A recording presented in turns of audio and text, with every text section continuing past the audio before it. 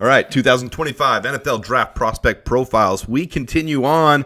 We're in the combine now, though. So Mykel Williams, defensive end out of Georgia, who has reportedly met with the Chicago Bears already at the combine. Met with several teams. In fact, you'll see he brought up his meeting with the Cowboys as well.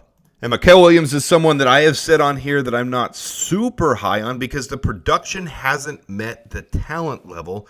He is a freakish athlete. He's the perfect size for your edge at the next level. In fact, many compare him to Chandler Jones, who's identical in the exact size and play style to him.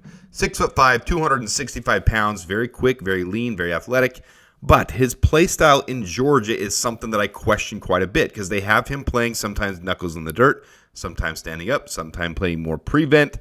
So it's interesting to see how they deploy him, and will that translate to Dennis Allen's defense? Will he be able to use him as more pin his ears back and go get the quarterback type of style? Now, he said at the Combine that he's been injured for most of the year, but if you look at his production down here, we'll use our little bear down pointer. It's been pretty consistent over the years, 20 total pressures this last year on 188 opportunities, 18 the year before on 202 opportunities, a lot more in 2022. But that production is what worries me the most because some players, they can be perfect freak specimens. They can be the perfect athlete, but then they don't match up on tape to how they appear. And it just worries me that we wouldn't get the production out of him that we want. We need someone who can defend both the run and get pressure at that position. And you can see down there, he's 11th overall in run defense in all of college football this last year. So that's really good. His tackling needed a little work, but I think that's more of a one-off. And this might be what he's discussing with, maybe that turning his ankle, flexing. Maybe that's part of the issue with this entire year. So he's playing a little bit injured. But this is remember, this is the same graph we used before for James Pierce. We're not going to use it for every single guy we evaluate. But for Mykel Williams, these are first-round prospects that they're showing here. And Mykel Williams was near dead last here in overall pass rush win rate. His only 11.3 when you compare that to James Pierce, who was at 23 pass rush win rate. His pressures, he only had a pressure every 9.4 plays, so 20 pressures in 188 pass rush opportunities. That's what worries me about some of these guys that don't show consistency through their production with their size and freakish athletic ability. Because to me, you're rolling the dice. So do we really want to take him at 10? Well, most places have him really high up on their big board. You can see recently Todd McShay even listed him at number 4 overall on his big board. ESPN's got him at 6, PFN's got him at 7, Mock Draft Database's got him at 10, NFL.com's got him at 10. And you get down to Sports Illustrated, Draft Buzz, DraftNet, PFF. Now, I have him on my big board between here at 18 and 20. I think he'll go somewhere in this 12 to 20 range, 12 to 18 range. Because he is the perfect size defensive end. He has the muscular ability. He has the play style. He should be fine. It's going to come down to coaching with him. But let's pull up Twitter here. And I'm just going to show you guys some of the things that are going around on Twitter today. So you see here from Ian Rappaport, Georgia edge Mykel Williams, a likely top 10 pick who thrived despite dealing with an ankle injury that he aggravated in the Sugar Bowl, told reporters today that he played 60% this year. He took a few weeks off so the ankle could heal and will work out at his pro day, man. So he's one that's not going to be working out at the Combine as well, but he was meeting with teams, meeting with the media today. So he is there.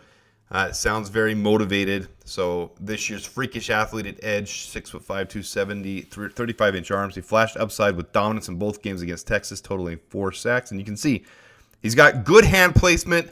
He wins a lot of those battles with the hand battle, and he can out-muscle a lot of tackles when you watch his film. So there is a ton of upside with him, an absolute beast when needed be. So this is just the Combine. They said, who do you look forward to sacking? He said Aaron Rodgers. Spent half of his career rushing from the interior. That's not accurate, actually. When you look at his numbers, he spent probably 20 to 30% of his time rushing from the interior. They're giving that some credence as to why he didn't get more pressures, but you can see that was consistent over the years with him. So there's from Nick. Zach Pearson reports that we've met with him. Says he's met with the Dallas Cowboys here. So he's obviously very excited. Big point in time for these guys. Here's from Zach Pearson. Mykel Williams says he's met with the Bears so far. Said he loves general manager Ryan Poles and defensive line coach Jeremy Garrett. So some of the news coming out there. This is kind of funny.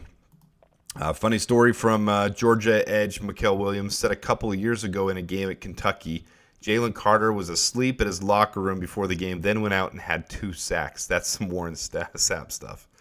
So CJ here says Mykel Williams has spent a lot of his Georgia career playing out of position, hurting his overall sack production.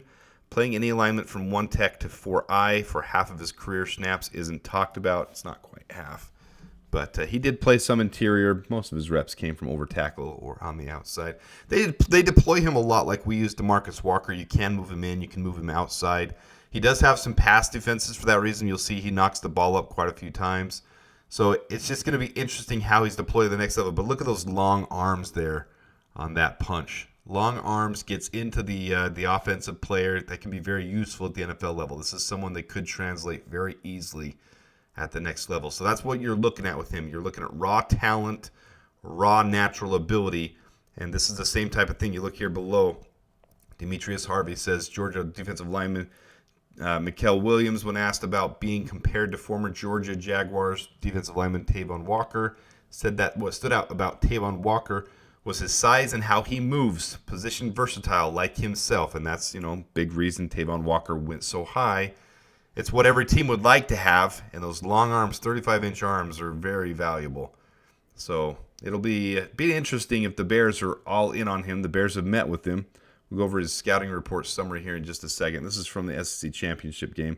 So on his scouting report, they say he showcases rare power at the point of attack, consistently controlling blocks with violent hands and creating separation that allows him to track the ball carriers effectively.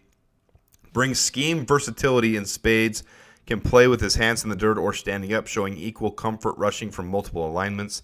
Natural leverage player who excels at setting a strong edge, using his length and heavy hands to stack and shed blocks with authority.